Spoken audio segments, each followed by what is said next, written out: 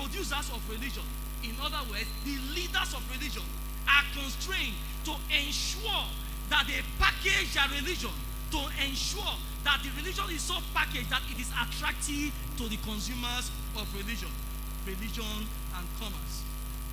A particular religious firm can flourish only if it provides a commodity that is at least as attractive as its competitors.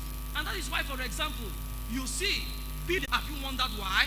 It is because of the commercial interest in religion that they have to go this way. And you find people moving from wherever they were into such religious body because they have been able to attract their customers away from that particular body. Hence, to the extent that the religious market is perfectly competitive, the cost of providing an attractive commodity drives religious firms towards efficient production and zero excesses. Little wonder, therefore, that many false prophets in our day have woven magic, signs, and wonders into Christianity in the bid to attract people into their organization.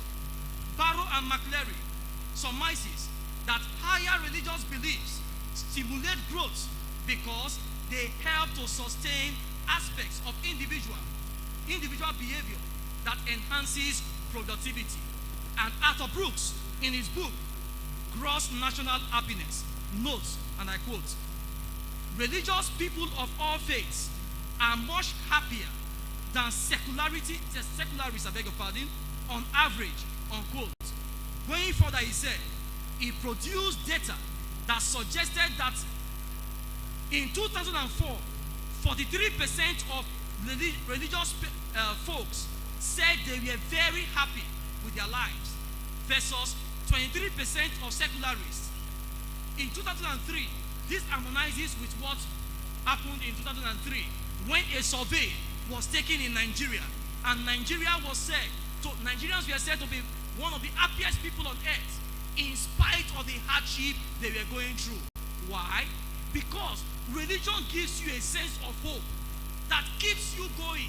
Even in suffering, fella said, suffering and smiling.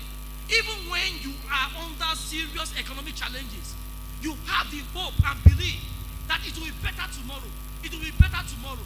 And that is why you find out that in spite of the economic advancement of America, the suicide rate in America is higher than what you have in Nigeria. Ask yourself, they see food shop, they see car ride, they get better house stay, and yet they kill themselves, waiting they worry them. That is the question you would ask. But here in Nigeria, in spite of all the economic challenges, we are still said to be the happiest people in the world. In other words, because we are very religious people, there is a correlation between religious and the economics of what? Of happiness. And that is where we are going with this. If you compare that with the report of the Nigerians, I've said that. Let me move on to the next point, and that is, all along, so far, I have told you the benefits of religion and politics, how they mingle positively. However, like politics, not everybody agree that religion and politics mix very well. There are those who argue that there are negative, undertones or denominators when religion and commerce mingles. Scott, for example, argued that ever under the influence of classical economics, contemporary observers in the West